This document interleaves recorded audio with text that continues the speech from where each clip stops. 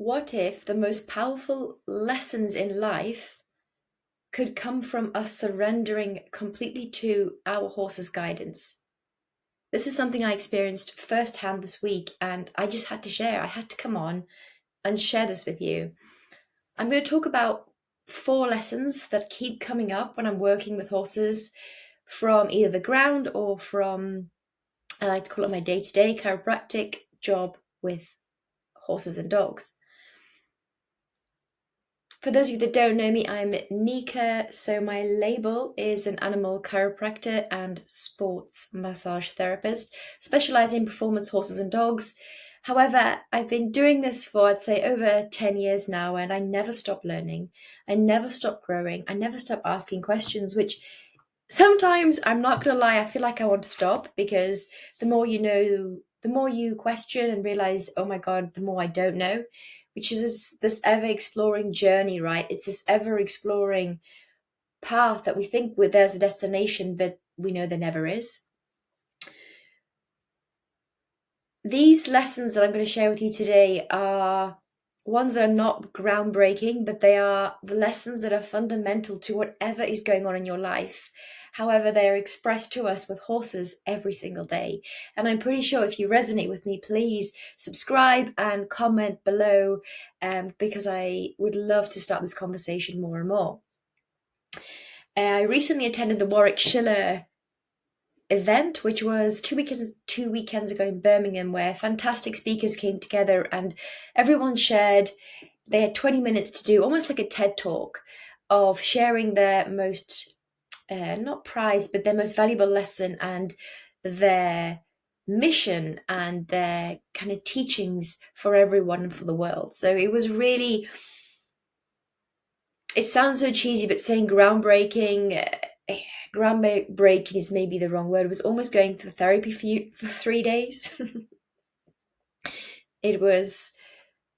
It evoked a lot of questions that were there, and it was also, I suppose, the most amazing thing about going to these kinds of events is that you're with like-minded people, and it's something that everyone speaks about, that is who we maybe classify as successful, but it's surrounding yourself amongst like-minded people, because this world is tough and there's so many obstacles that get thrown our way.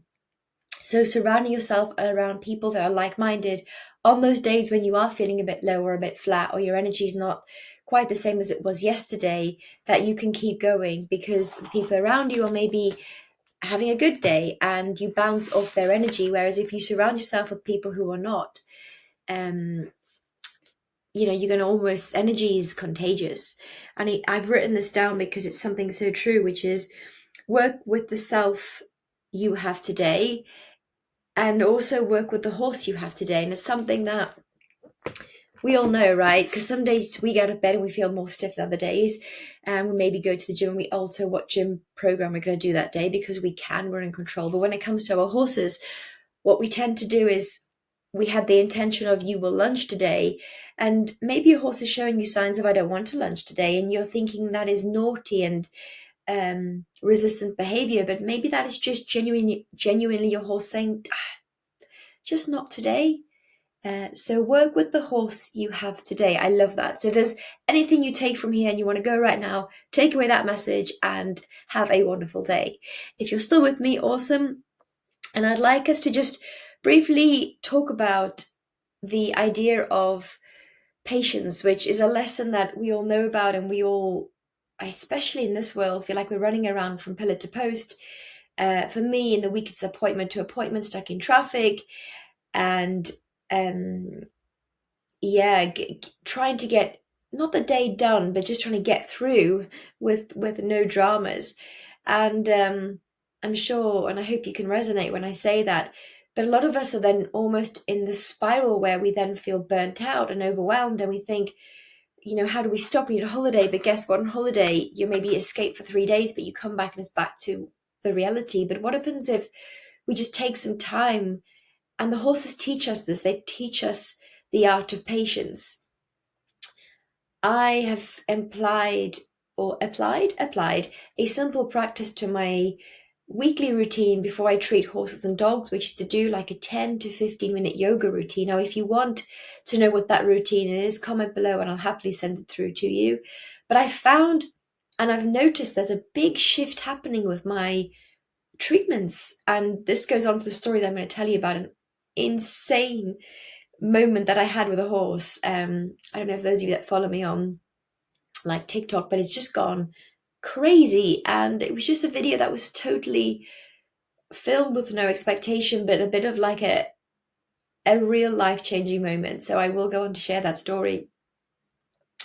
But when I do yoga, I notice that okay, the yoga isn't necessarily challenging, but those treatments that day are, I would I'd classify as more successful. Now, how do I know a treatment is more successful to the other one? It's because the horses, I mean, they're always talking, but I feel like I'm more receptive and then I get better results for my clients. That's probably the best way I would describe it.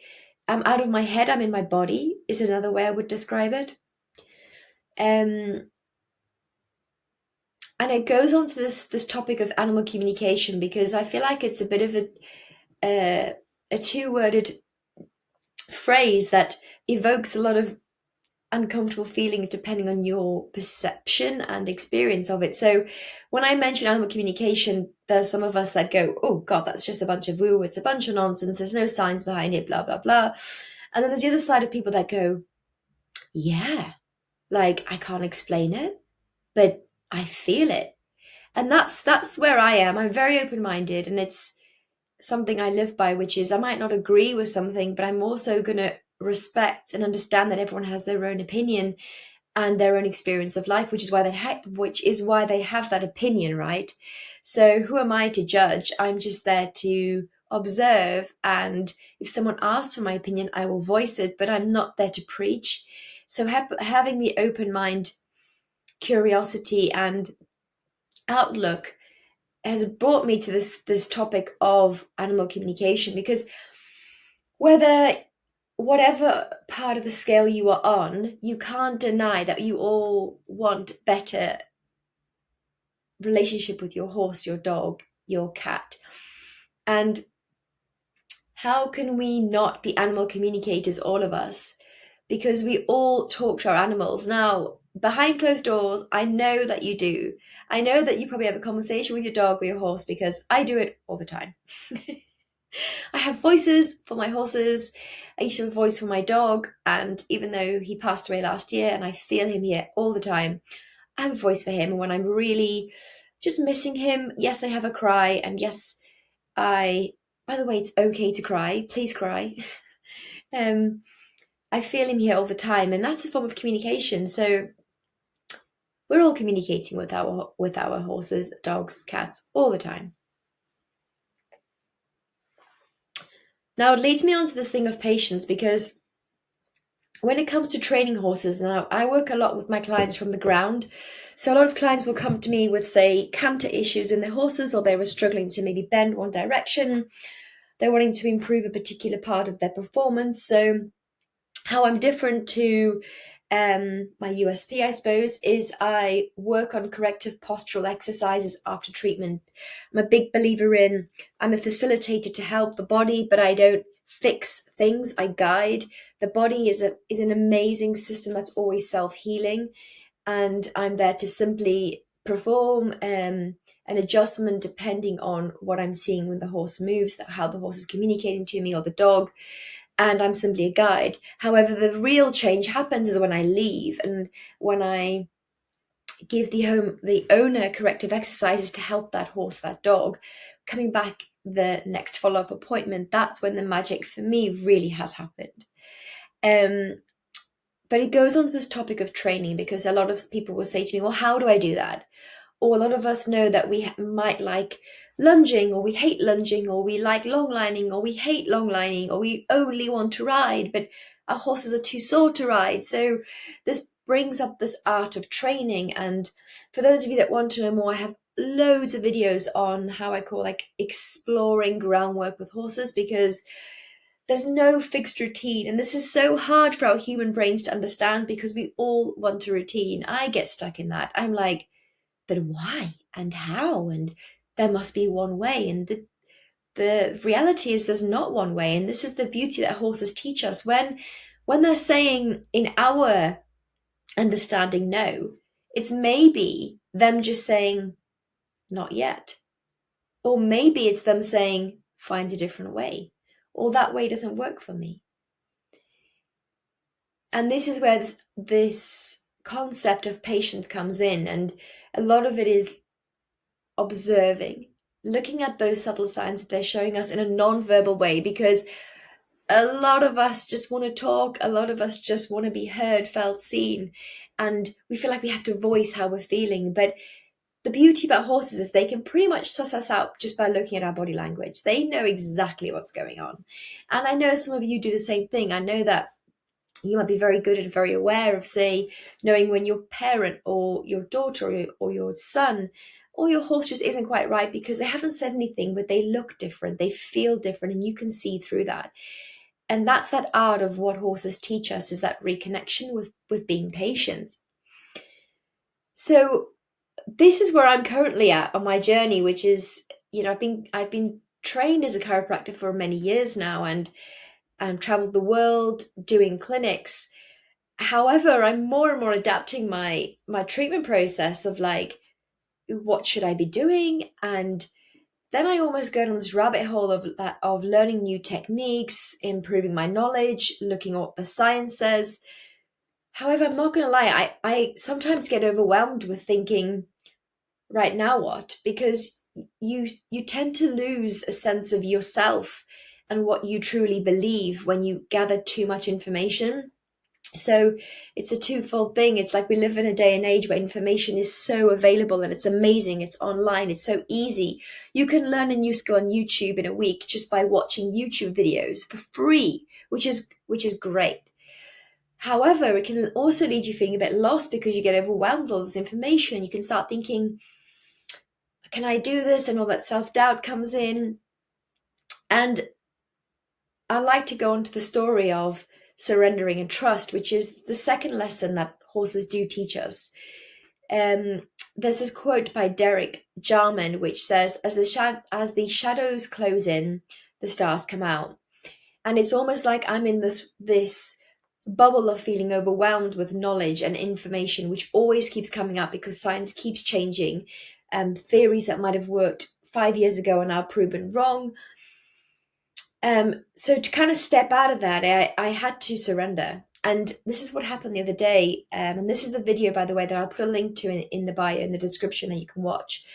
I treated a rescued horse who's in a wonderful home now with a lady who definitely listens to him. And he was hobbled. So he had a very traumatic early stage in life. He was hobbled, he was abused.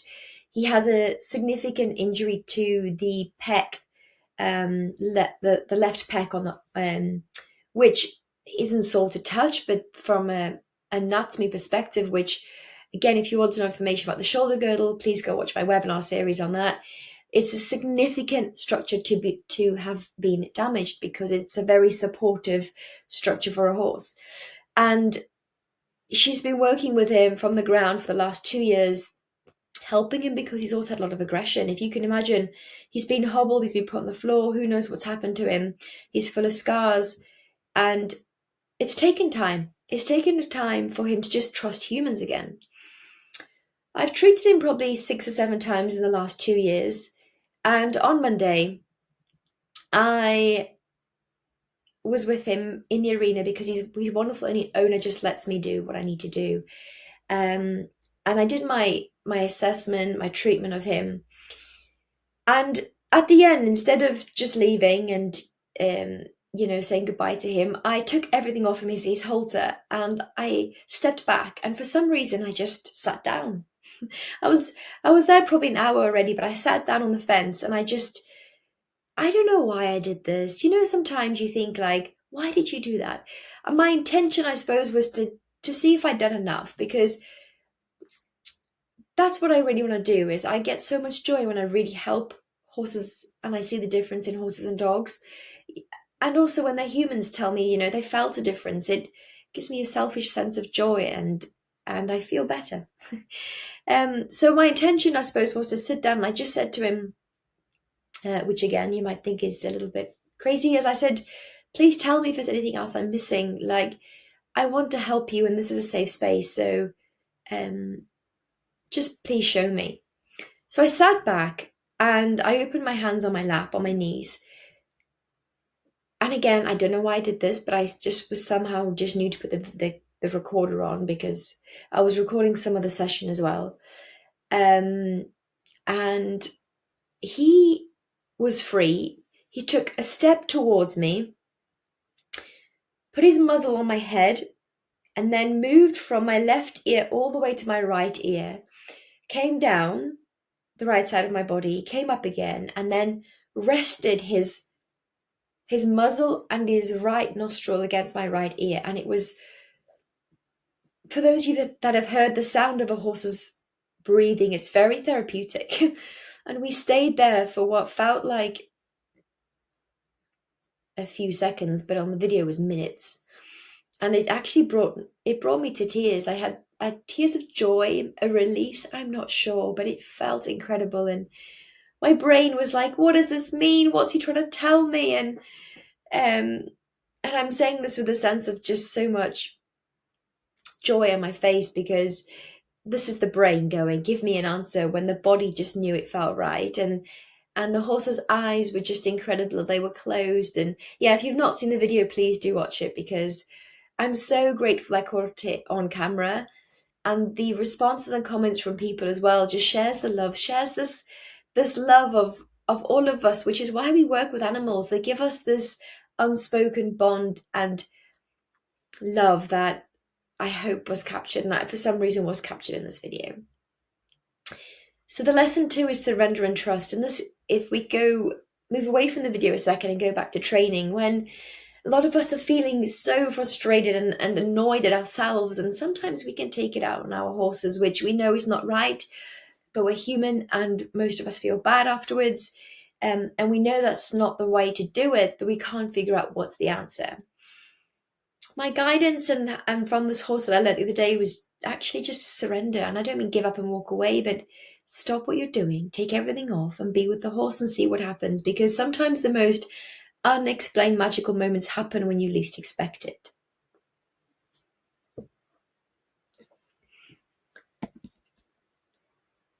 Another lesson I'd like to talk about is, I call it resilience and adaptability. So we know in this ever-changing world, the more resilient we are as people and the more adaptable we can be to life. And we know this because things like AI is coming out. What was around 60 years ago might not be around again. I mean, I remember when video, like video cassettes were out, and they don't exist anymore. And that's only in my lifetime, and I'm only 35 years old. So what's going to happen in the next 35 years? And the key is this resilience and adaptability, which horses do again teach us.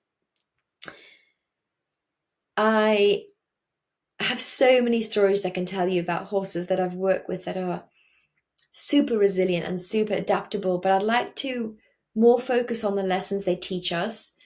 Because when we break free from our conditioned thoughts, and let's go back to training. So if you've done something a certain way for a long time, you get a young horse that doesn't work, and you think it's the horse's fault. And why is this horse so different? Why can't he be the same as the other horse? It's genuinely because they are there to teach you a new lesson. And that lesson usually comes with some form of hardship, which makes us more resilient. And that's the lesson of resilience and being adaptable.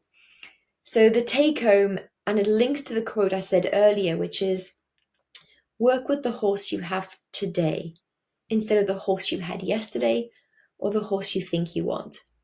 Because the horse that you have in front of you and the dog that you have in front of you is enough. And if you look in the mirror, it's the same concept for yourself. Work on the self you are today, not the self you were yesterday, the self you are today. Be kind to yourself. And yes, that sounds cheesy, but it is so, so true. And I'm figuring out ways I can communicate this. But I mean, this is actually me. This is me being myself, being my truth here. Times will get hard, but they have to be hard for us to know light. We have to feel grief to know joy. We have to know loss to know connection. And this is sometimes what horses teach us, when it's that like, why won't he come to me? Why is he not here with me? He's teaching you to figure out a different way, and he will come to you, and then you feel the connection even deeper.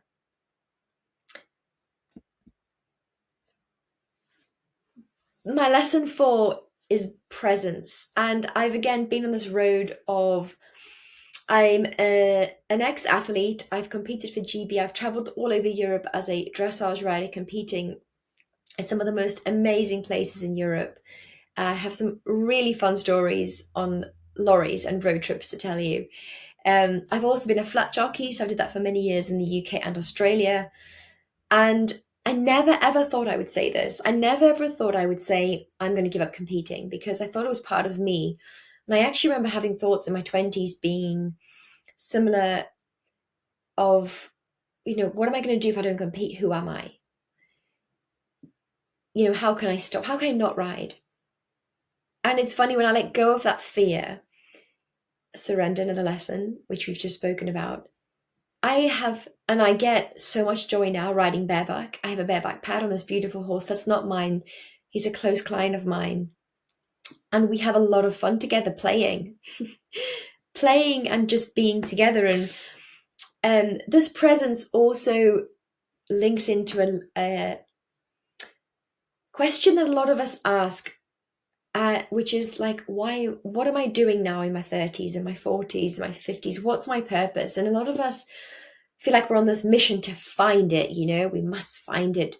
When a lot of us know it's probably in us already, but it's like, how do we reconnect with it? What's the process?